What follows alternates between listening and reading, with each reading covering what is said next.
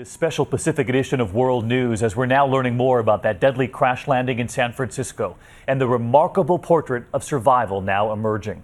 Passengers escaping a jumbo jet, the charred plane now sitting beside a San Francisco runway.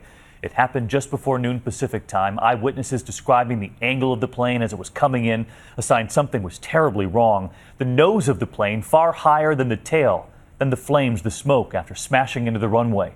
The view from the ground showing the frantic rescue effort, those emergency chutes inflated, passengers coming off the plane as rescuers arrived. And from above tonight, once the smoke cleared, the images showing what was left. A huge part of the fuselage, the top of the jet, simply gone. Pieces of the wings scattered along the runway, the plane off the runway completely.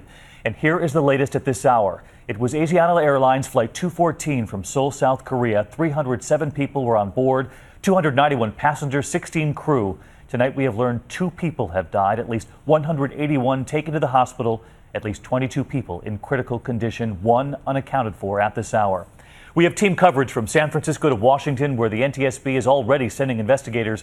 But we begin with ABC's Cecilia Vega right at the San Francisco airport tonight with incredible images moments after this happened. And Cecilia, were telling me you just spoke with another eyewitness moments ago.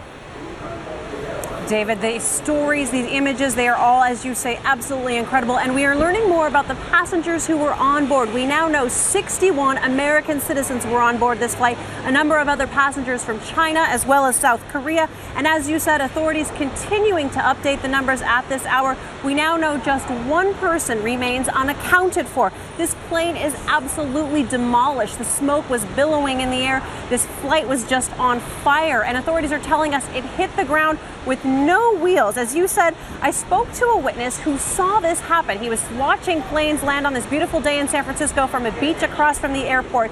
He said he saw the plane's nose dive up. He said it saw it go back down, and then it just smacked into the ground. Take a listen to what he had to say.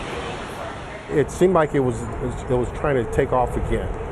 So it was going up, and then it just like fell on the tail section. It smashed down with this thunderous sound, and then it bounced up in its sort of somersault. Now, San Francisco's fire chief just wrapped up a news conference. She is calling what happened here today a tragedy. She said when fire rescue workers raced to that runway when they got this call this afternoon, they ended up doing the rescue themselves because they saw the passengers on those coming out of the plane on their own. It was just a completely chaotic scene that she described. Here's what she had to say. When we had arrived on scene, the chutes had already been deployed, and we observed multiple numbers of people coming down the chutes and actually walking to their safety, which was a good thing. Our crews worked collectively and collaboratively with not only SFPD, but our brothers and sisters in the South Bay, made valiant efforts. We're actually on the plane doing some search and rescue attempts.